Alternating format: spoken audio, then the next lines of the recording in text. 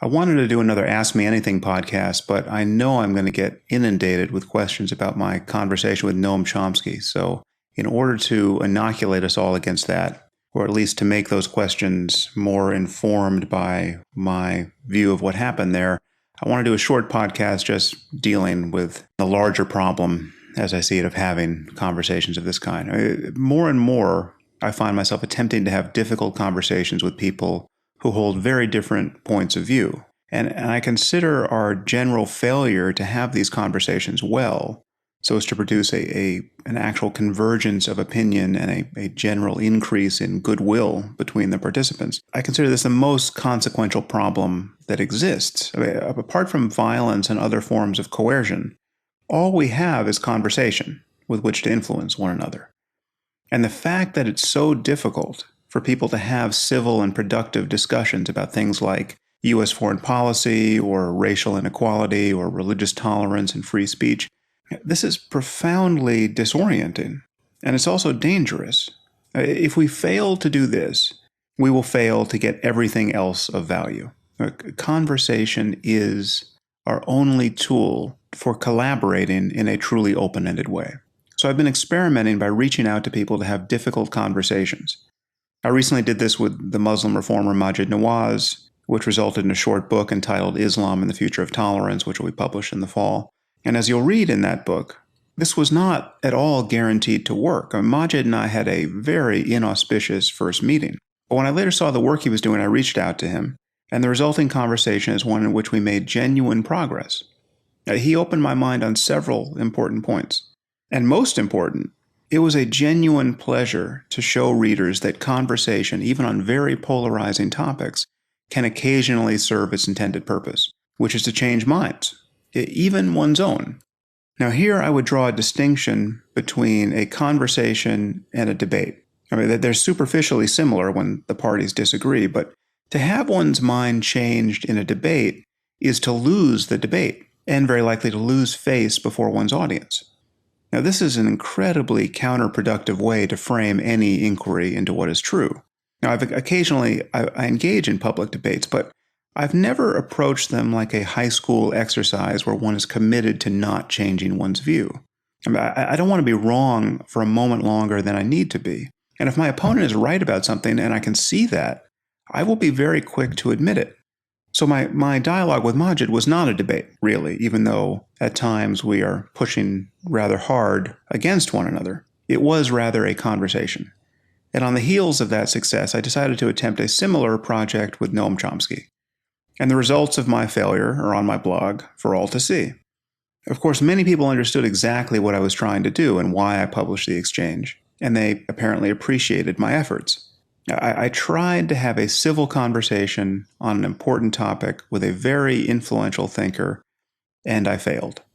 And I published the result because I thought the failure was instructive. The whole purpose was to extract something of value from what seemed like a truly pointless exercise. But that's not the lesson that many readers took away from it.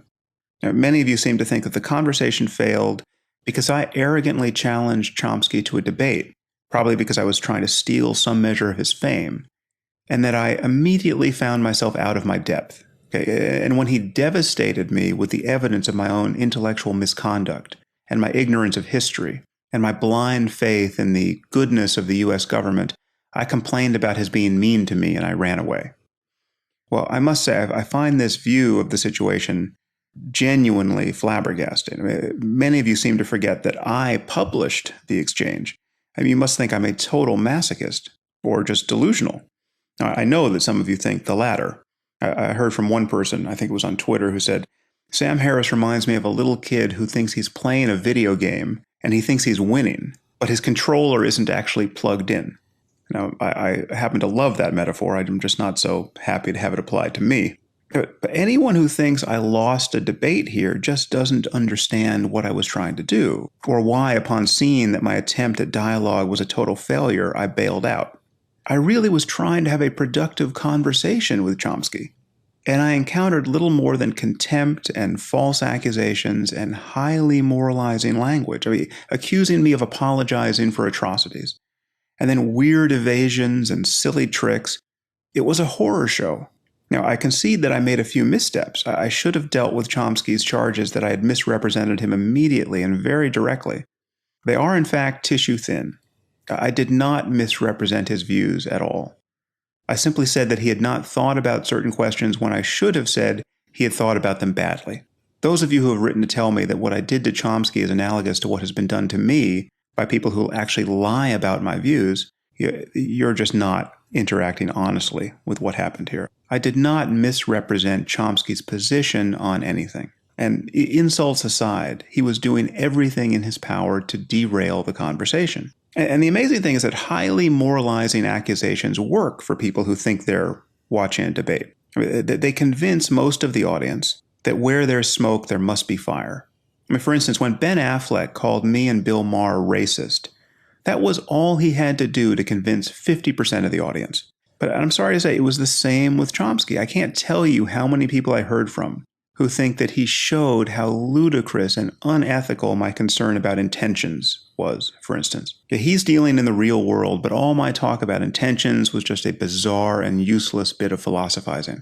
But think about that for a second. Okay, our legal system depends upon weighing intentions in precisely the way I describe.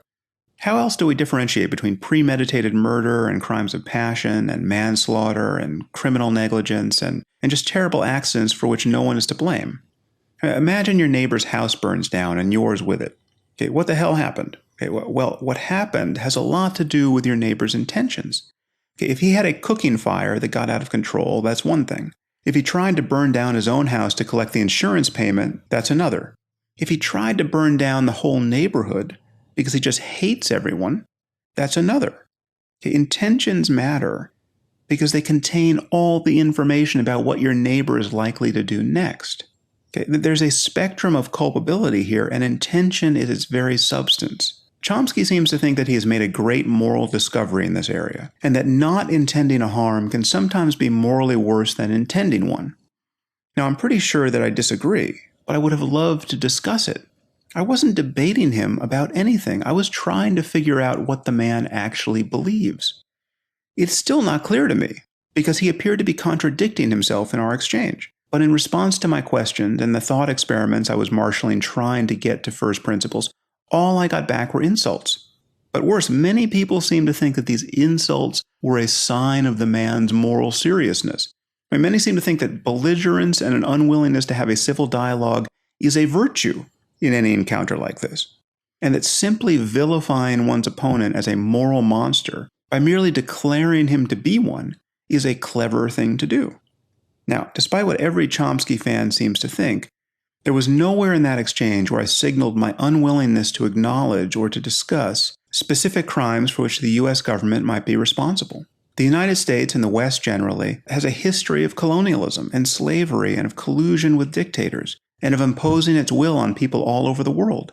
I have never denied this. But I'm hearing from people who say things like, of course, ISIS and Al-Qaeda are terrible, but we're just as bad, worse even, because we created them, literally. And through our selfishness and our ineptitude, we created millions of other victims who sympathize with them for obvious reasons. We are, in every morally relevant sense, getting exactly what we deserve. Well, this kind of masochism and misreading of both ourselves and of our enemies has become a kind of religious precept on the left. I don't think an inability to distinguish George Bush or Bill Clinton from Saddam Hussein or Hitler is philosophically or politically interesting, much less wise. And many people, most even, who are this morally confused, consider Chomsky their patriarch. And I suspect that's not an accident. And I wanted to talk to him to see if there was some way to build a bridge off this island of masochism so that these sorts of people, who I've been hearing from for years, could cross over to something more reasonable. And it didn't work out. The conversation, as I said, was a total failure, but I thought it was an instructive one. So, I don't know if that answers all the questions I'm going to get about the Chomsky affair, but when I put out a call for an AMA later this week, forgive me for moving on to other topics, because I don't think there's much more to say on this one. But I'm going to keep trying to have conversations like this, because conversation is our only hope.